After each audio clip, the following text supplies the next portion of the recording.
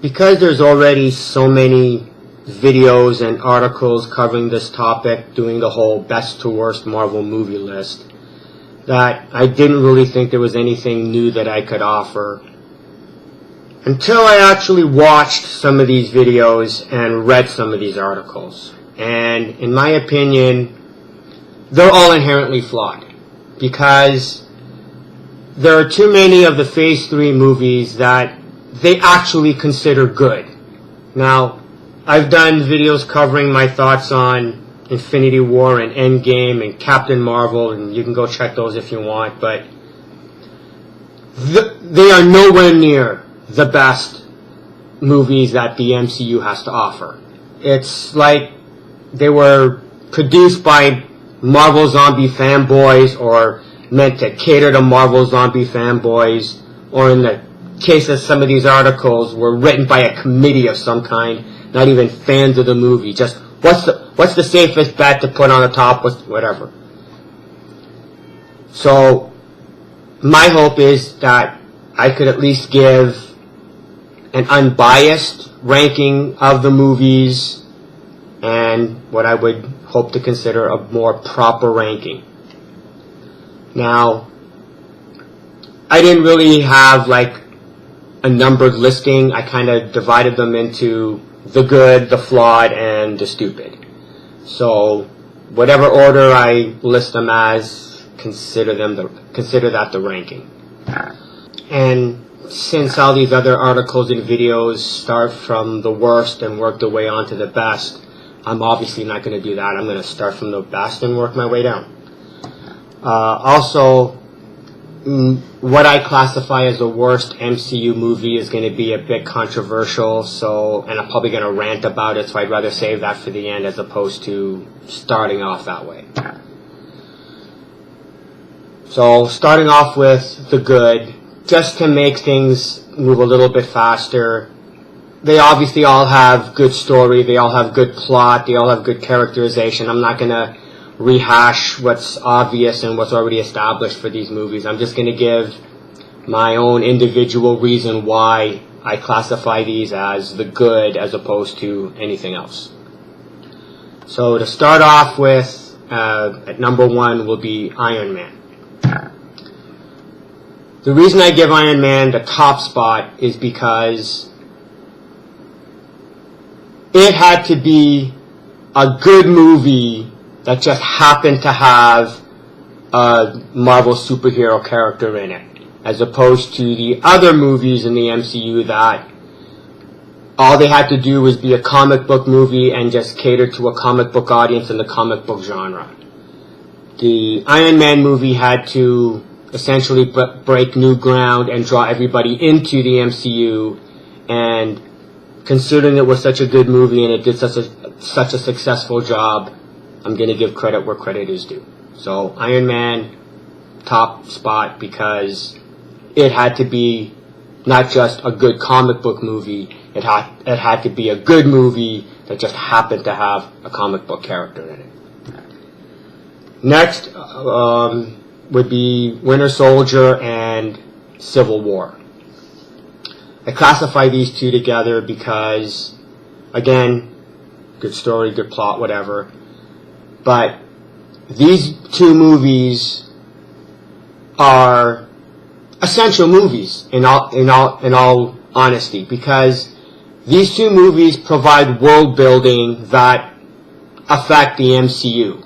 Like, there are so many other MCU movies that you can ignore or not watch and you won't miss anything, but you cannot ignore Winter Soldier and Civil War, because the world building in this is actually necessary for the whole MCU in the first place. So, given that, Civil War and Winter Soldier are ranked in the good section. Next is Guardians of the Galaxy. 5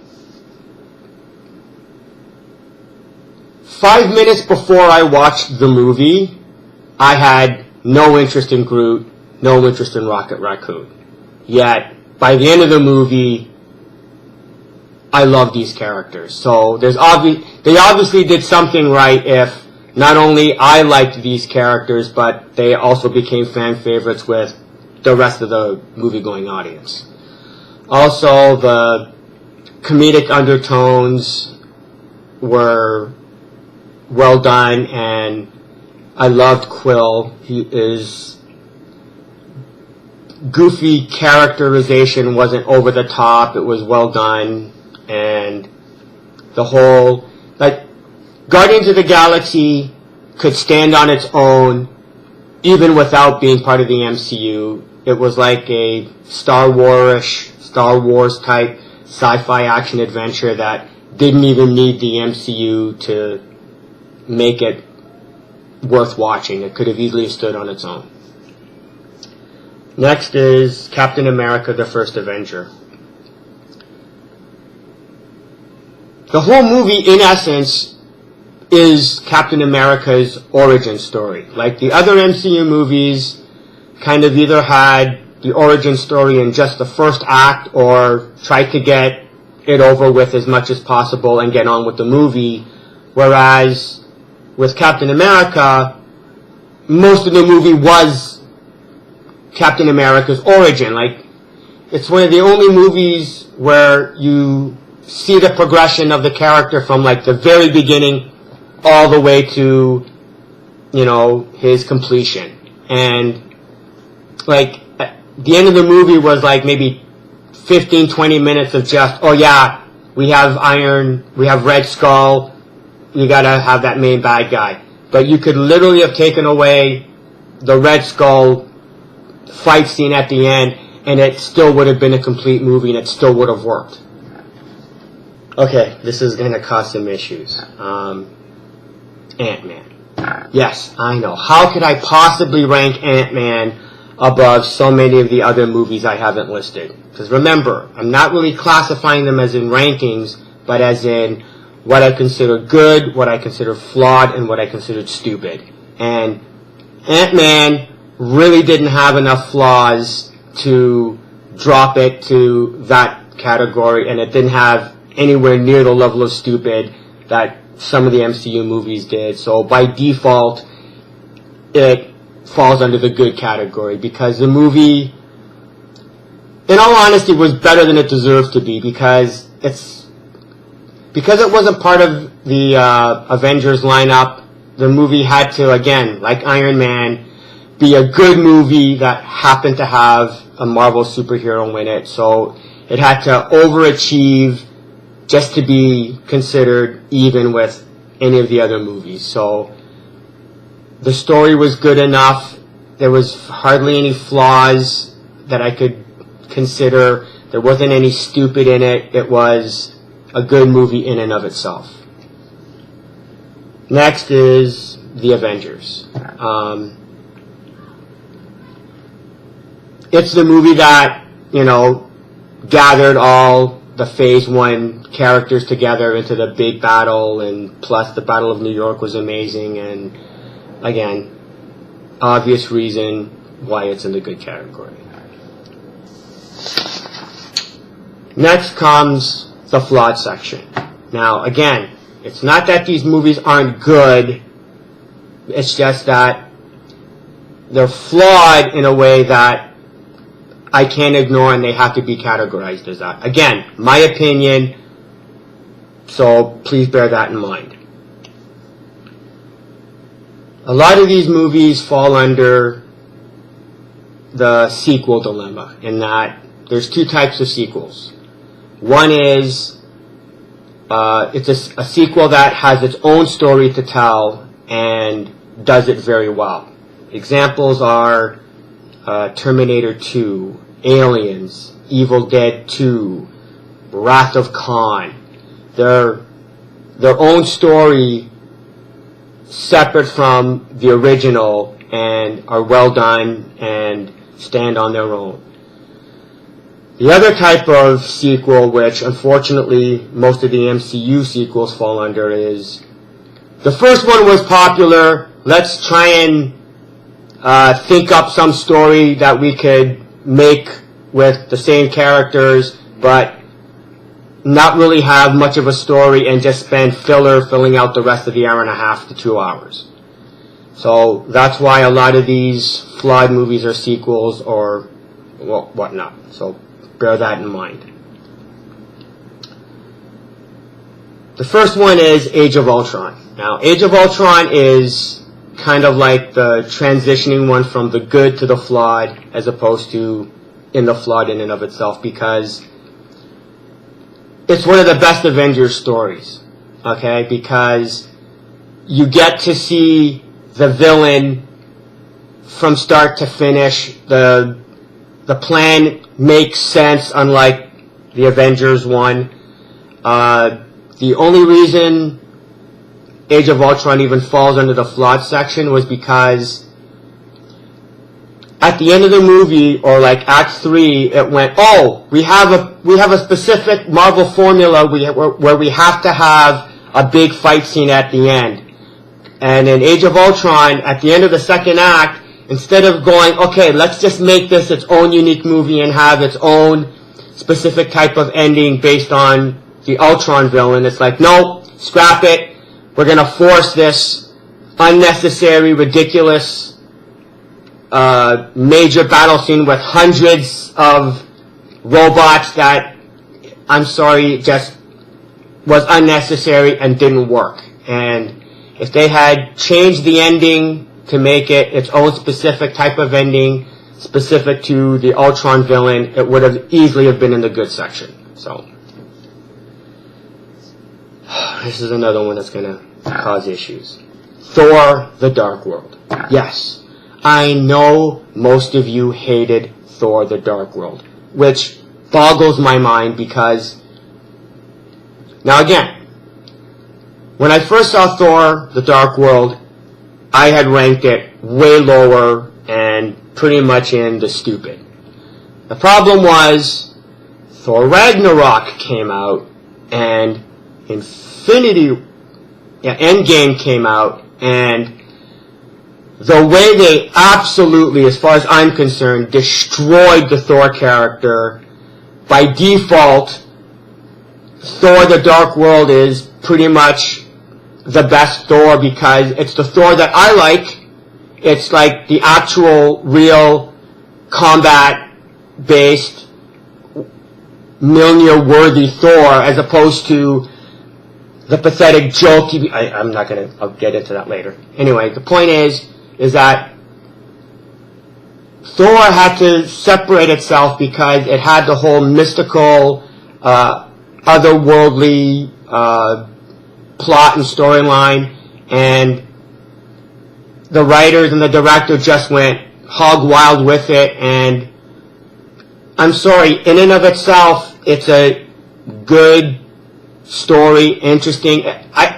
Why it's considered boring and forgettable is beyond me, but again, my opinion, you can hash it out in the comments section because that's what fanboys do. You know, I explain why I like something, you explain how wrong I am, and I explain how wrong you are. Anyway, so yeah, I ranked Thor: Dark World higher than it should be simply because I like the original Thor, and Thor: Dark World is the best, in my view,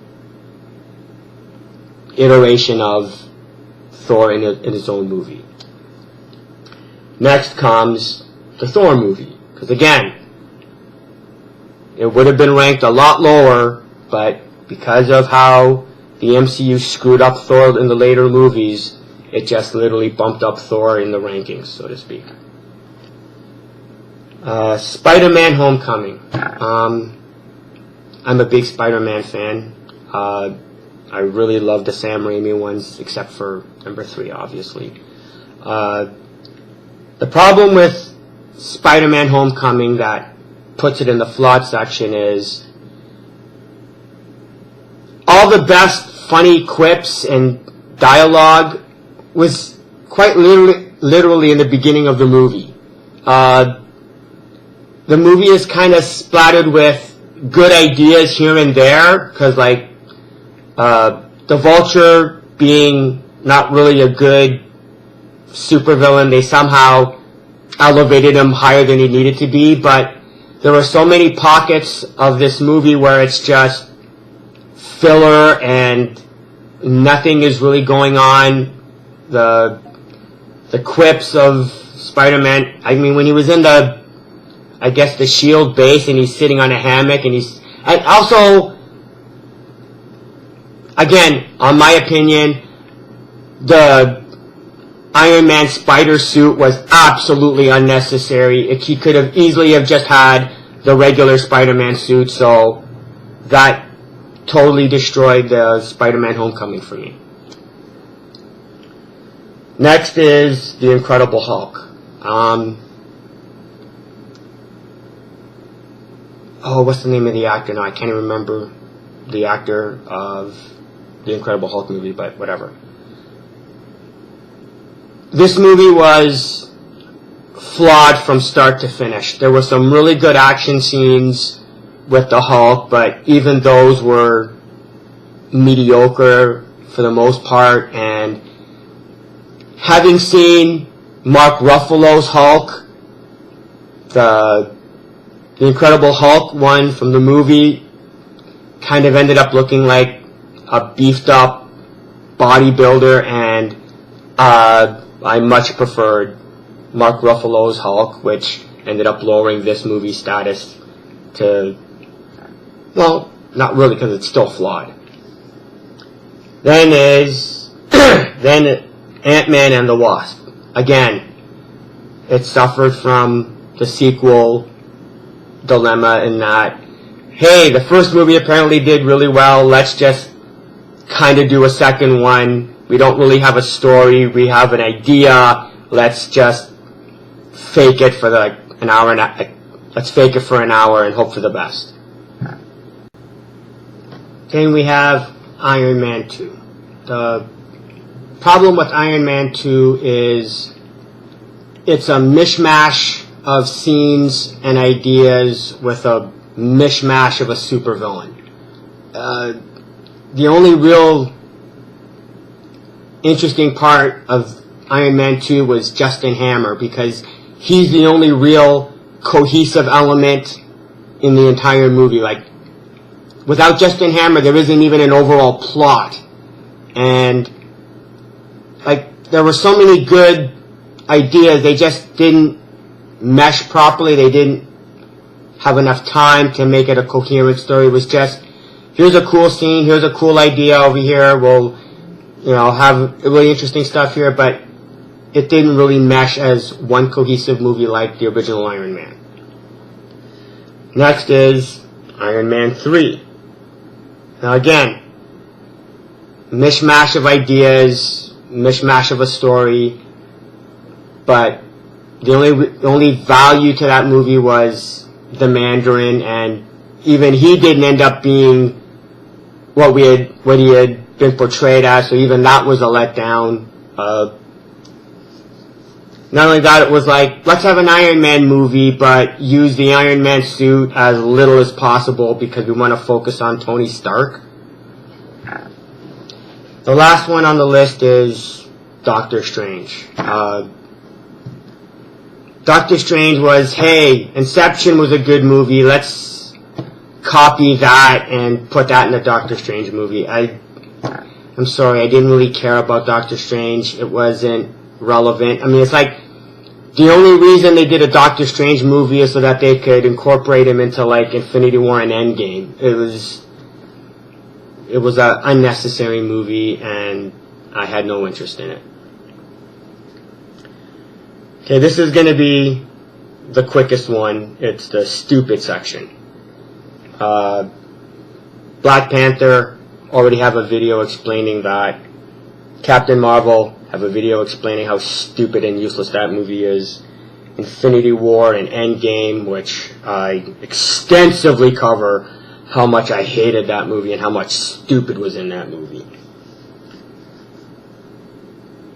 What's left is Guardians of the Galaxy Volume 2. Now, I know everybody loved it. I hated it because it took the humorous undertones of the first one and said, screw it, let's go like the Three Stooges, just pie in the face, in your face, corny, stupid. I mean, they literally changed almost all of the characters. Like, Drax is nowhere near the same character as from the original. He's cracking jokes and stupid. Rocket Raccoon was like suddenly an asshole that wanted to turn everybody away, except none of that was actually evident in the first one. Obviously they changed Groot because he's he's like baby Groot now, but they still try to incorporate this stupid cheesy gag with him, and like, sometimes he understands what you're saying, but sometimes he doesn't understand what you're saying, and they use that as some type of comedic approach. Like when Yondu and Rocket Raccoon are trapped, and Yondu asks Groot to get his fin so he can control his arrow. Apparently Groot can understand how to get to his quarters, but apparently doesn't understand what his fin is. So we get this overused stretch of all these stupid things. We got it. After the first two, he's bringing a desk. It's like, it's not funny anymore. It's overused. Also with the bomb at the end of the movie, it's like, so let me see if I get this straight. Baby Groot understands how to flip switches, but doesn't know how to push buttons. Again, it was over the top. I mean, even Nebula was cracking a joke about like, the fruit isn't ripe yet. I mean, everybody had to somehow be a comedic character in some form or the other. Like, Mantis was just, I don't even know how to explain Mantis. She didn't even have to be a comedic character, but nope, somehow forced this.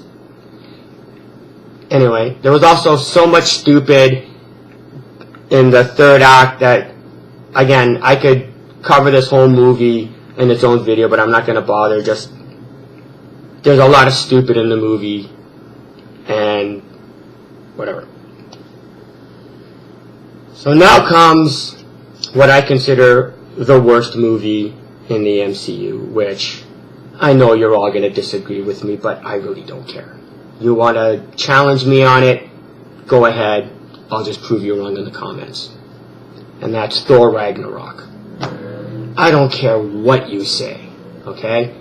Thor is not meant to be a goofy screwball character, okay? The only reason he did that was, hey, apparently being a goofy character worked with Quill, it worked with Scott Lang. Maybe if we go overboard and make him an absolute goofball mess, everybody will love Thor now, because apparently Thor Dark World and the Thor movie didn't do so well. But, I mean, he became a joke, okay? I'm sorry. He became an absolute joke in Ragnarok. There's that one scene where he's throwing the ball against the window, the ball hits him in the head and he falls down. Are you kidding me? There's the one scene where he's talking to Valkyrie and he's like up against like a shelf, and he doesn't know how to stand. I mean, come on, this is Thor. This is not Quill. I could see Quill or Scott Lang being, I don't know what the word is, but like awkward and stuff like that, but not Thor. There was just so much stupid, and here's the reason I hate this movie so goddamn much, is because it destroyed any chance that we all had for a World War Hulk movie. Because before this movie came out, there was all these rumors and speculations about a World War Hulk possible movie, and this movie just barely touched the concept and idea of the World War Hulk, to the point where it eliminated any chance of a World War Hulk movie. Now, I'm a big fan of the World War Hulk storyline. I'm a big fan of Mark Ruffalo's Hulk, not the Endgame Hulk. So I really would have liked a World War Hulk movie, and this movie totally destroyed that happening, because what we got was just pathetic little aspects of World War Hulk and nothing else. And again, my opinion, you can like Thor Ragnarok for whatever dumbass reasons you have. I'm not buying it, sorry. Anyway, that's my non-controversial, easygoing, safe rankings of all the MCU movies. There was so much more I wanted to cover for each film, but I wanted to keep this video as short as possible. I didn't want to make it an hour video because God knows I can ramble on and on and on.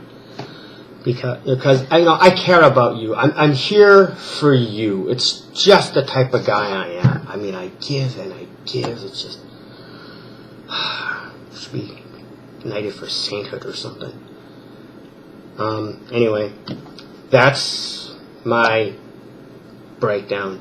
I'm out of here. See ya.